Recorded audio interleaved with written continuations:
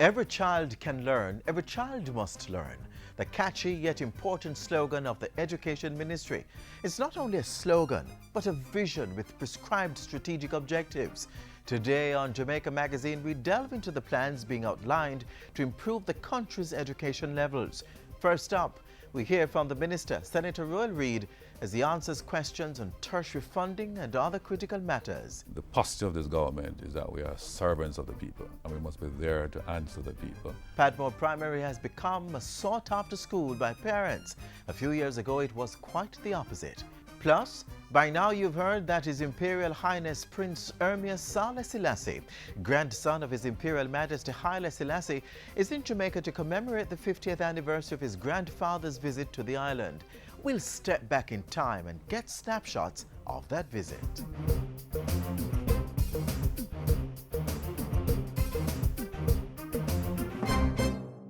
This is the Aedes aegypti mosquito that spreads the Zika, chikungunya and dengue viruses. Protect yourself from the bite of this mosquito. A message from the Ministry of Health. In this latest installment of the special issues and answers with the ministers, Senator Royal Reid sits in the hot seat. He speaks on topical issues such as the Alternative Pathway to Secondary Education Initiative. The minister is next with Ian Boy.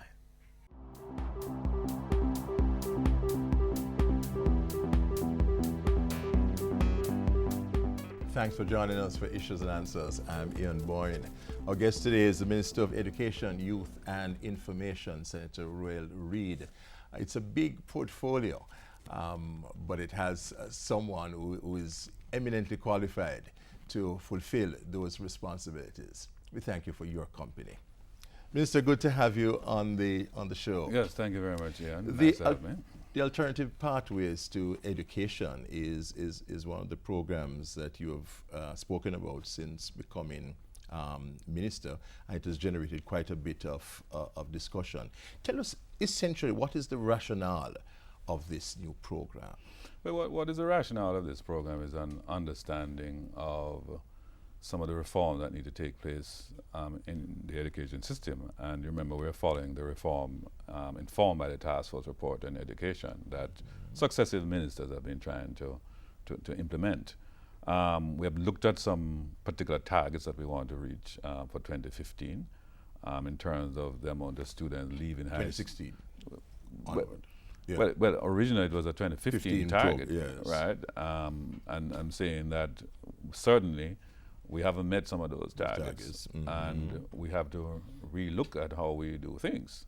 And this came about also in reviewing GSAT, because part of the alternate pathway in secondary education is a review and a reform of GSAT. And persons have been asking that we need to change GSAT from just a strictly a placement exam to really assessing student readiness and competencies, particularly in the higher order skills. But there's other dimension that there are a lot of kids who have not mastered and done very well in numeracy or literacy. And you also have to have a pathway for them as well. So we had under former Minister Andrew Holness, the A-STEP, which was a competency-based model in terms of literacy and numeracy, where if you hadn't mastered, you will be kept back and you would have had intervention programs before you're able to transition. But if that takes 2 or 3 years, you actually get stuck in that system. So with the alternate pathway, we are reforming GSAT, but allow everybody to transition into the secondary system, but with support, and put them on pathways that are more in line with their interests and abilities. Does the school system have the capacity for this, or will the students in fact not just be confined to the traditional classroom?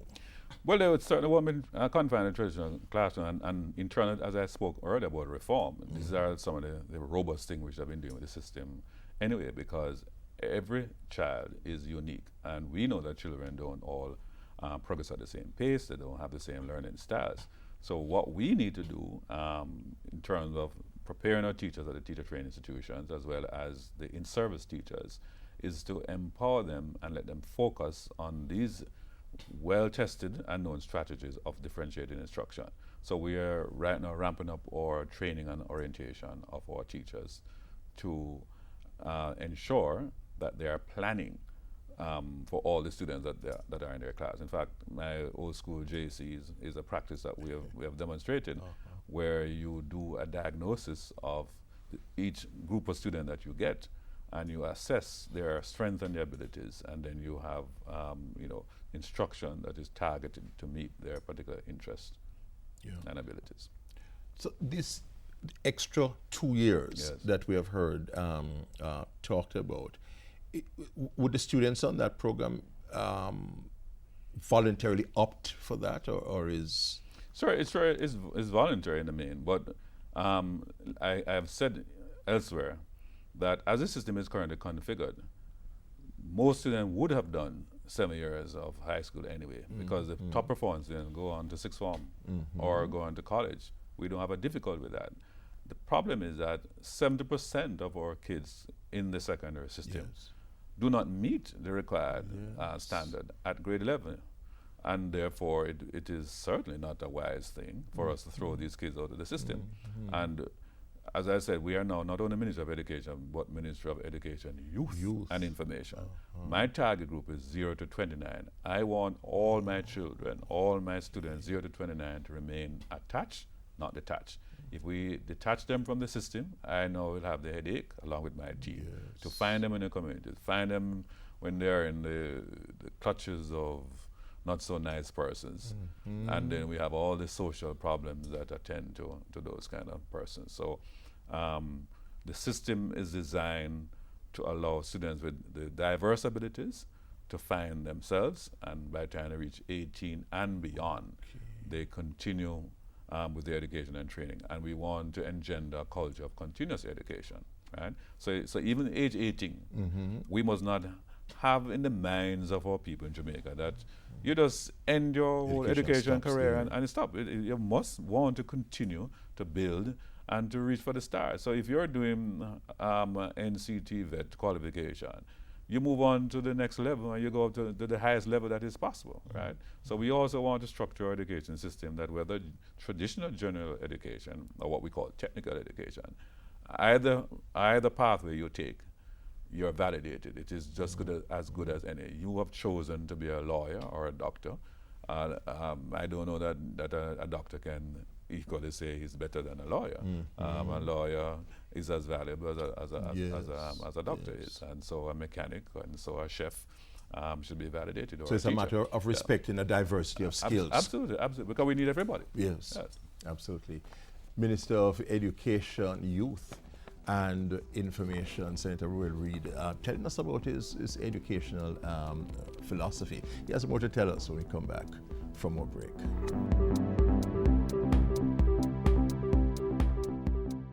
Parents, did you know your involvement can make a difference in your child's education?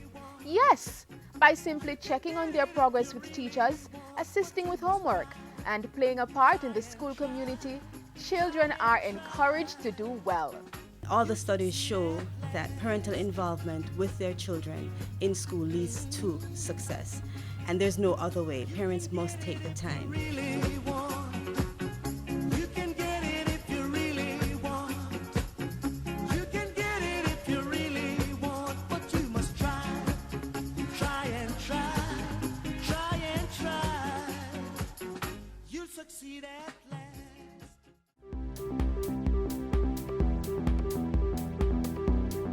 Welcome back. We're speaking to the Minister of Education, Youth and Information, Senator Roel Reid. Minister, a major concern among those who are at university and those who are about to enter university is the matter of affordability and the high cost of tertiary education. You have recently spoken to this. Elaborate on your thinking. It's a concern that I have raised, and particularly because I'm now focused on 0 to 29. It's my responsibility to get them through high school and beyond high school. How do I ensure that as many of them have an opportunity for tertiary education? Our country has not been growing as fast in terms of GDP as we would certainly ideally want. and the income inequality has widened. And therefore, I'm looking at opportunities for students who are qualified to move to tertiary education. We have done some reform of the Student Loan Bureau to ensure there's adequate funding and greater access. But there are also a cohort of students who, by virtue of their own social circumstances, their parents are unable even to qualify for Student Loan Bureau. And those are the particular students that I'm going to be targeting. We have expanded our portfolio of JAMVAT funding by $100 million. $100 million? Yes, for the new fiscal year. And that will be able to enable far more coverage and reach for those students who are vulnerable, yes. And one of the positive outcomes of the expansion of the JAMVAT program is that it will enable students volunteerism. Absolutely. So that fits in well with your emphasis on values and attitudes. Absolutely, because particularly young persons, you know, in the words of John F. Kennedy, you know, it's not what your country can do for you, but what you can do for your country. And it can't be that, you know, we're giving everybody a free ride. And to the extent they get this opportunity and these benefits, we want them to in return, help to build their communities, help to build the society to make Jamaica more prosperous and more progressive. Yeah. You have also spoken about the importance of good parenting skills. Absolutely. Tell me how you situate that with regard to your own education and youth portfolio. Well, that is absolutely very important, because the cornerstone of every society is a good and healthy family. And it must begin at the point where we plan to have children and plan to raise good and healthy families. And so even at the very early stage, we want to sensitize our adults about their overall responsibility of raising their children right from the start, right into adulthood.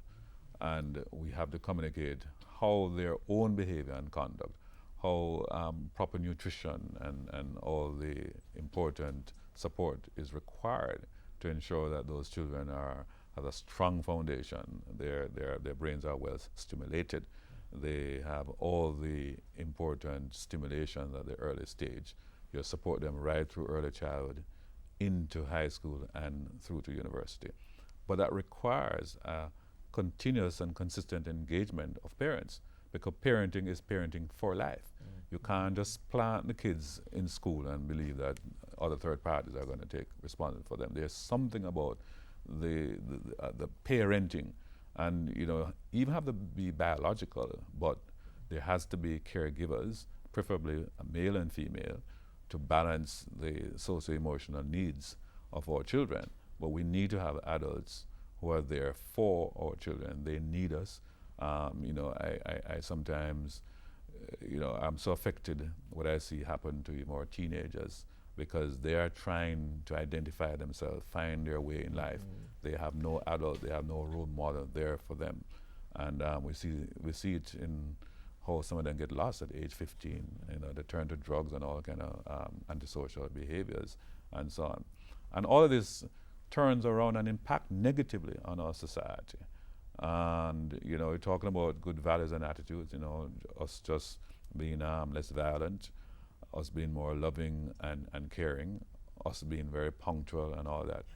All of these are values that parents need to inculcate. We must model them. We must inculcate them in our children if we want a better and prosperous society. Your information portfolio, Minister, the Prime Minister has spoken about the importance of transparency, accessibility of his own government. How crucial is this portfolio of information? What do you bring to it? Right, it's very, very, very, very important, because in an age where we have, you know, media, all type of media, social media, people want information at their fingertip, and they want accountable and responsive government.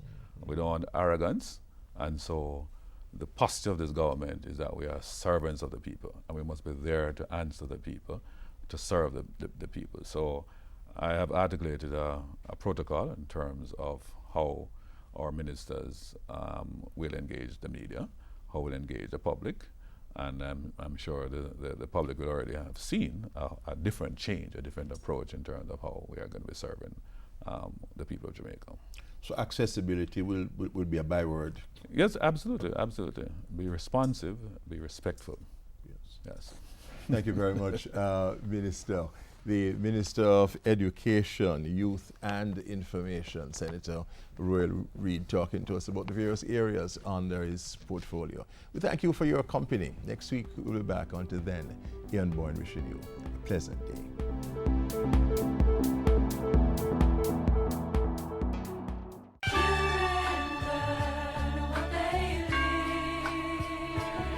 Be an active participant in your child's life. Spend time with your child. No phones, no television, no distractions. Just the two of you.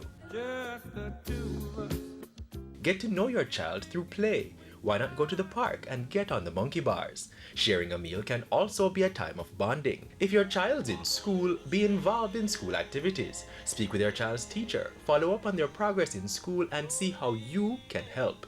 Assist them with homework. Attend parent-teacher meetings and support school fundraising events. Remember, your child's future is in your hands. Safeguard it. So glad you are a child of mine. With government's intervention and collaboration with community stakeholders, Padmore Primary in St. Andrews achieving success. Watch this. I am a promise, I am a possibility, I am a promise with a capital P.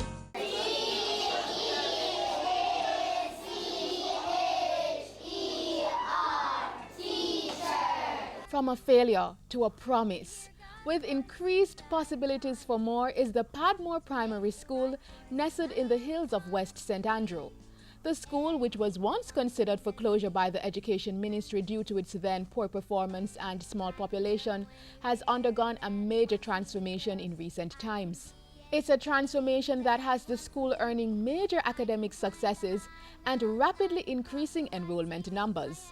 So Education Minister Senator Royal Reid, along with a team of officials, recently visited the institution to meet with the school's leadership to address some of the major challenges the institution is facing, particularly in providing adequate space for the rising numbers and more. We can't solve all problems overnight, but we are committed to partnership. We want a dialogue, we want to discuss all the issues and how the Ministry of Education can support the work that is occurring here. The principal and the board is very, very well aware that there are a number of possibilities. Possibilities undeniably, especially when one considers the path they have trod to reach where they are today. We had to be improvising a lot at Padmore. We had to be doubling up at Padmore. The results are is because of the hard work of the staff. Some of them are here till 8 o'clock. Sometimes I'm here till 10 o'clock in the night. We work on Saturday, we work on Sunday.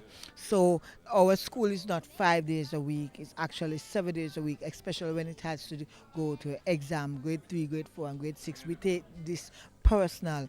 Impressed with all the school's administrators have achieved with very little, the Education Minister and his team have pledged to help keep them operational. We have committed to improve their bathroom facilities.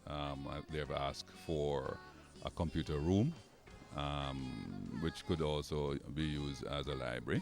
And so those are some of the initial things we want to look at. We want to see how we can assist in paving the schoolyard, do some upgrading for their fields. So we want to do in stages. So we do short term, medium, and a long term. Work on Padmore Primary's infrastructure is to start before the beginning of the new school year in September and will continue throughout. Meanwhile, funds have already been rolling in for this initiative. So far, we have a $3.5 million commitment. As I've said to principal, there are other private sector interests who are ready to partner, including a group out of Atlanta that Mrs. Hale will be hearing from shortly. And so I want to say to Padmore, help is on the way. Among those who've committed to help is Member of Parliament for the area, Juliet Cuthbert Flynn, who will be providing transportation support for the school students. Mrs. Hales, she said on numerous occasions to me that a lot of the students are not necessarily from this area, but they want to come to this school because it's very attractive. And so they have acquired a bus. They have one bus. And I've been speaking with her and told her that if any assistance that I can, as a member of parliament, that I will definitely make sure that she gets that assistance for the students to be able to, so that they can actually come to get to school.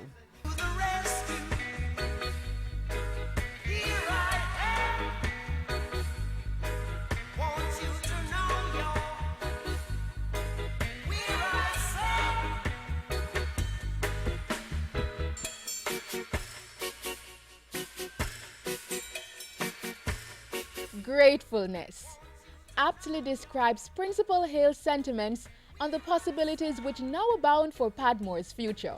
I've been seeking the attention for Padmore Primary because we are now one of the top schools in Jamaica. I'm so elated, and it is really historic, and I thank the Ministry of Education. Our children's achievement is a personal goal for us, right? The staff of Padmore, and the earmarked improvements that the minister spoke about. What it is a step in the right direction. Padmore is no longer a failing school. What did I say, students? Padmore is no longer a failing school. I am a promise. I am a possibility. I am a promise with a capital P.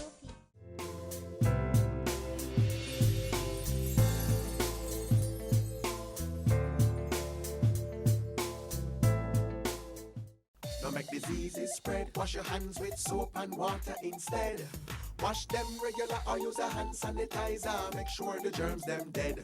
Touching your eyes or your mouth or your nose. Wash your hands before you do things like those. After you use the bathroom before preparing food, come on, wash your hand them clean. When His Imperial Majesty Haile Selassie visited Jamaica in 1966 for a 3-day state visit, it was a momentous occasion and for some, an expectation fulfilled. Let's rewind to April 21, 50 years ago. Undaunted by the driving rain, a sea of faces awaited at the Palisadoes Airport the arrival of a living legend. To some, he was the King of Kings, the Lion of Judah, even a god. But to most, he was a mild-mannered monarch who had won the respect and admiration of Jamaicans. The air was charged with excitement as anxious, expectant faces searched the skies for the first glimpse of the great silver bird that would bring their hero to Jamaican soil for the first time. The Rastafarians, who were easily distinguished by their long beards and unshorn locks, and who worshipped this figure as a deity, were present in full force.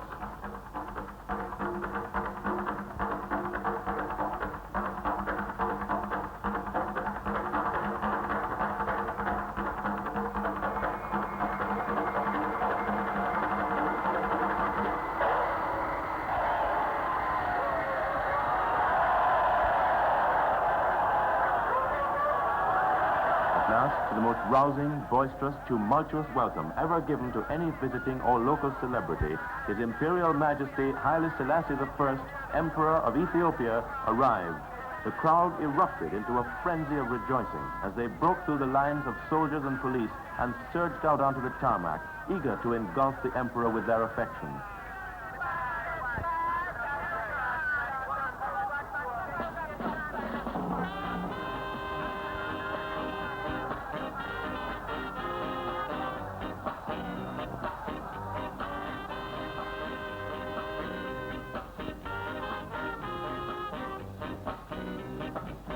The ceremonial welcome that was planned had to be abandoned as the avalanche of men, women, and children swept away all semblance of order.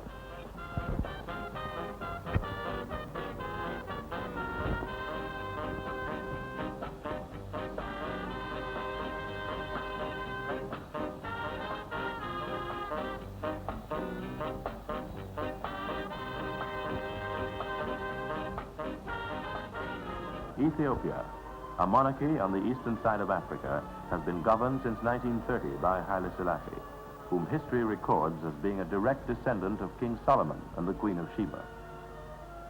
Jamaica was among the places visited by His Imperial Majesty on his tour of the Caribbean area.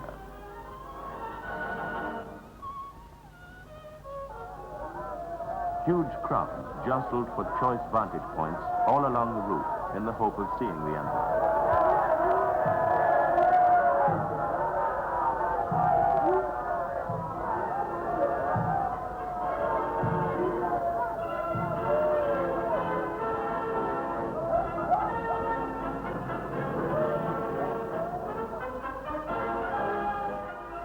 The National Stadium was the scene of the civic welcome extended by the government of Jamaica to His Imperial Majesty.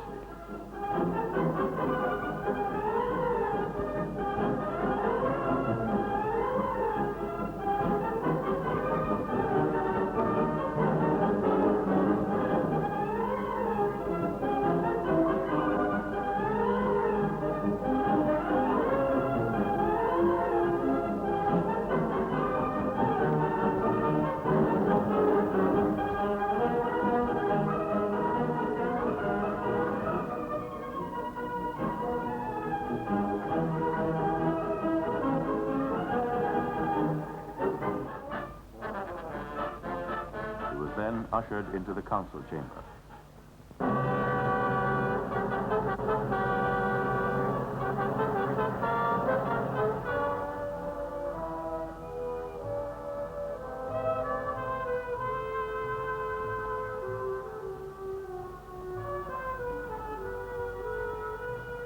The Emperor's address to the Assembly and people of Jamaica was in his native Amharic and was translated by a member of his party.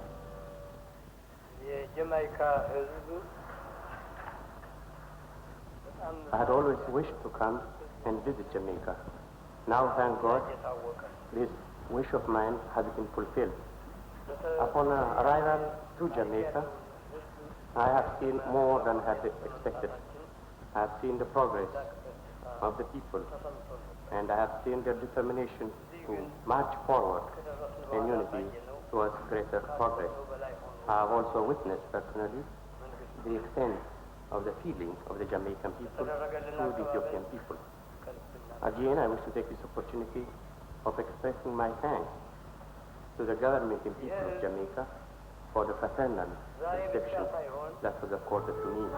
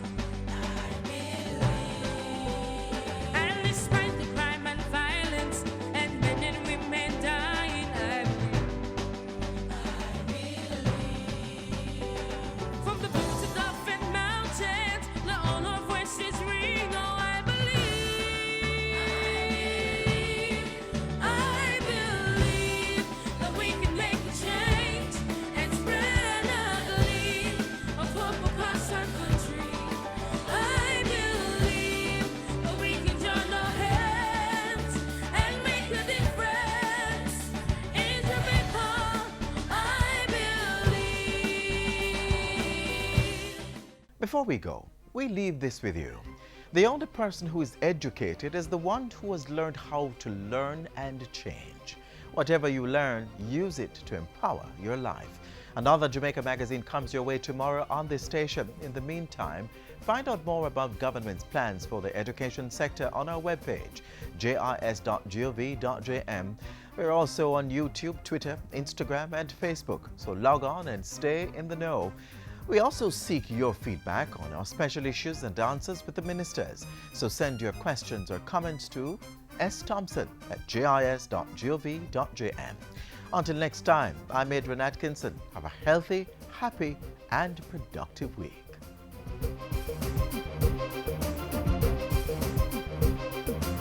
This has been a production of the Jamaica Information Service, the voice of Jamaica.